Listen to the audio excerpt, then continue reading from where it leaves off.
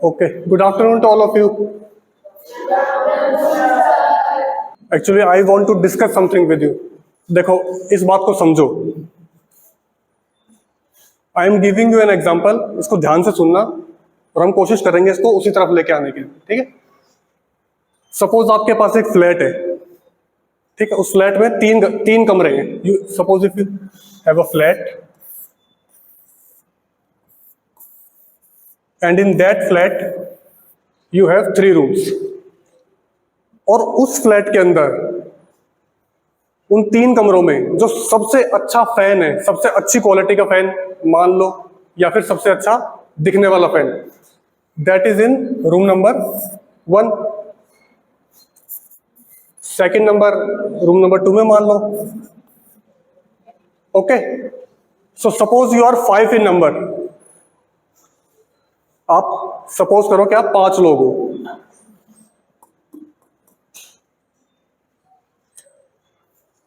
यहां तक सब कुछ समझ में आ रहा है? जहां पे भी जो समझ में ना आए मुझे आप पूछ सकते हो. ठीक है? अब होता क्या है, it is your boundary wall. अब होता क्या है, आप खुशी खुशी रह रहे हो अपने घर में. अब 3 से 4 एंटी सोशल एलिमेंट या बदमाश प्रवृत्ति के लोग वो आए, आपके घर में घुसे, एंड दे फोर्स्ड यू, आपको कंपेल किया, आपको फोर्स किया कि आप लोग रूम नंबर 2 में आ जाओ. और समहाउ दे मैनेज्ड कि उन्होंने ये वाला कमरा आपसे खाली करवा लिया. No you are living in room number 2 and those anti social people are living in room number 1. अब आपके अंदर एक खिन्न भावना होगी कि यार हमारे पास 3 कमरे थे, अब केवल 2 कमरे हैं. लेकिन क्योंकि वो आपसे ज्यादा ताकतवर है, या कह लो कि आपसे ज्यादा क्रूअल हैं, तो आप उनसे वो कमरा खाली नहीं करवा पा रहे. तो 10 साल 20 साल आप रूम नंबर 2 में और 3 में ही रहोगे. 1 नंबर रूम उनके पास है. तो 10 साल या 20 साल के बाद अगर मैं आपसे पूछूंगा कि आपके घर का सबसे अच्छा फैन कौन से रूम में, तो आपका सीधा आंसर होगा, पहले तो आप सैड फील करोगे, आफ्टर दैट आप कहोगे कि हमारे घर का सबसे अच्छा पंखा रूम नंबर 1 में है, लेकिन अभी वो हमारे पास नहीं है. समय धीरे धीरे आगे बढ़ेगा, जनरेशन आगे बढ़ेगी, फिर जब नेक्स्ट जनरेशन आएगी, उस जनरेशन ने कभी देखा ही नहीं है कि रूम नंबर 1 कभी उनका था भी. उनको लगता है कि रूम नंबर 2 और 3 ही हमारा है. तो अगर मैं उस नेक्स्ट जनरेशन से पूछूंगा कि आपके घर का सबसे अच्छा पंखा कौन से रूम में है, तो शायद वो ये आंसर दे देंगे कि हमने अपने बड़े पूर्वजों से सुना है कि रूम नंबर 1 में है, हमने तो कभी देखा नहीं रूम नंबर 1, हमको तो लगता है कि हमारे हिसाब से रूम नंबर 2 में ही है. और जब अगली जनरेशन आएगी तो वो कहेगी कि हमारे घर का सबसे अच्छा पंखा रूम नंबर 2 में ही है. वो 1 को भूल चुके होंगे पूरे तरीके से. इसका मतलब समझ रहे हो आप? जैसे जैसे जनरेशन आगे बढ़ रही है, एक्सेप्टेंस, जो उनके साथ गलत हुआ उसकी एक्सेप्टेंस बढ़ रही है. उन्होंने उस चीज को रिकॉग्नाइज कर लिया, उस चीज को मान लिया कि ये तो हमारे साथ हो चुका है. एक्सेप्ट करके वो आगे बढ़ गए कि अब रूम नंबर 2 और 3 हमारा है. एक चीज और हुई, with the passage of time, जो रूम नंबर 1 में लोग रह रहे थे उनकी पॉपुलेशन बढ़ने लगी. The rate of increase in their population is much more. और जो यहां पे लोगों की पॉपुलेशन थी वो ज्यादा नहीं बढ़ी, और इनकी बहुत ज्यादा बढ़ गई. अब ज्यादा बढ़ने की वजह से इन्होंने इस कमरे में भी घुसना शुरू कर दिया. नाउ अब आप मजबूर हो इस कमरे में आने के लिए. और अब सिचुएशन ये है कि जो लोग बाहर से आए थे उनकी पॉपुलेशन ज्यादा है, आपकी कम है. अब आप क्या करोगे? अब आप अपने गांव से लोग बुलाओगे कि भाई घर पूरा ही गया हमारा, कुछ हेल्प करो.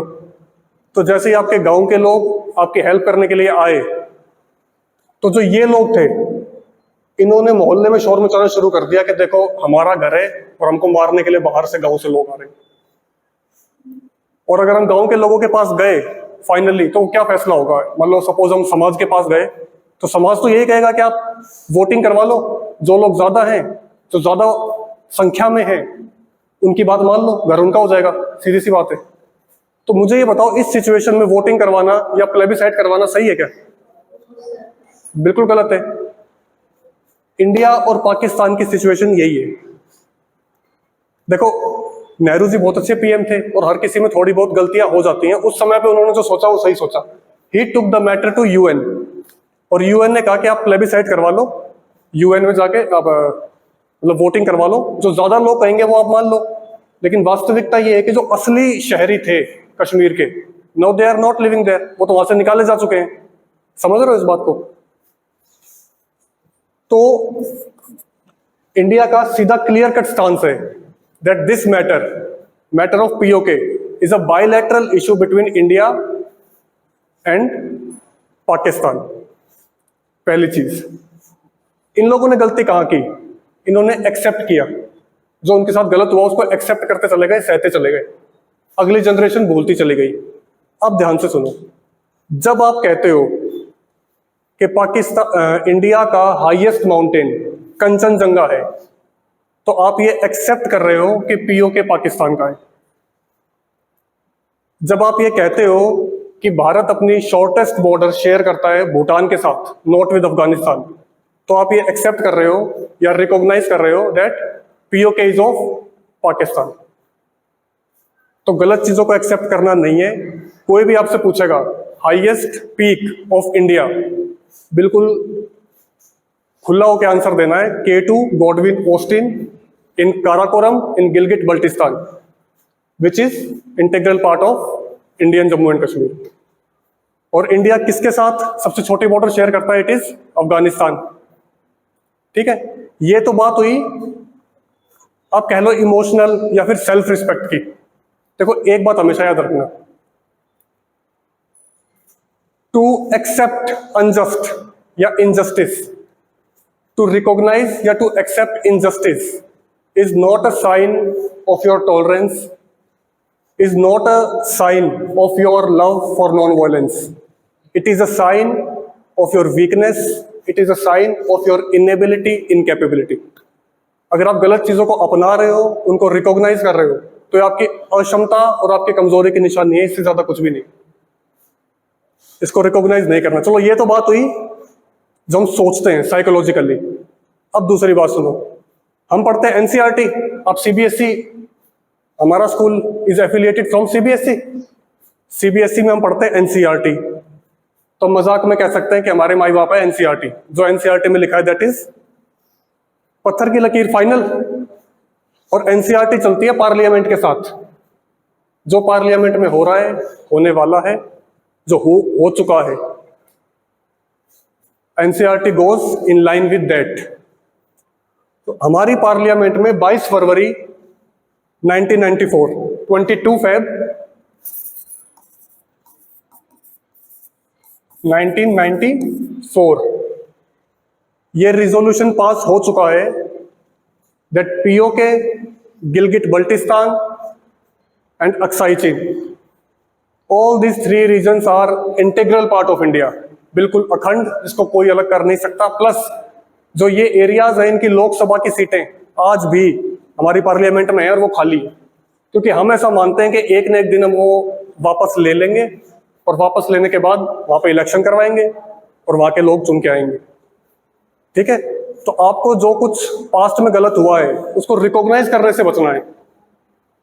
आपको सीधा बोलना है जो मैंने आपको बताया, और साथ में ये भी कह दिया करो कि सिंध भी हमारा ही है। पंजाब, सिंध, गुजरात, मराठा बोलते हैं ना, तो सिंध तो पाकिस्तान में है। और आपने वो पेशवा बाजीराव के बारे में सुना है? He was Peshwa in Poona of Maratha, सुना होगा आपने। तो उन्होंने भी कहा था अटक से कटक तक, जब तक भारतवर्ष का झंडा उस वक्त जो भी था। तो अटक कहां पे है? कटक तो उड़ीसा में, वी ऑल नो। अटक है इन सिंध। तो हम तो वैसे ही कल्चरली भी अपनी बॉर्डर अटक से कटक तक मानते ही हैं। तो पीओके तो हमारा है नहीं, तो सवाल ही नहीं है, बात ही नहीं करनी इस पे। तो सिंध हमारा है नहीं, इस पे बात करनी है। ठीक है, तो बस मुझे यही बात करनी थी, क्योंकि मैंने आपकी असेंबली में भी और मैंने कई जगह ये सुन लिया था कि हाईएस्ट पीक बच्चे एकदम बोल रहे थे कंचनजंगा, और एक बार मैंने टोका भी तो उन्होंने कहा कि सर जो हमारे कंट्रोल में तो कंचनजंगा ही है ना। तो आपको ये ध्यान रखना है, ठीक है।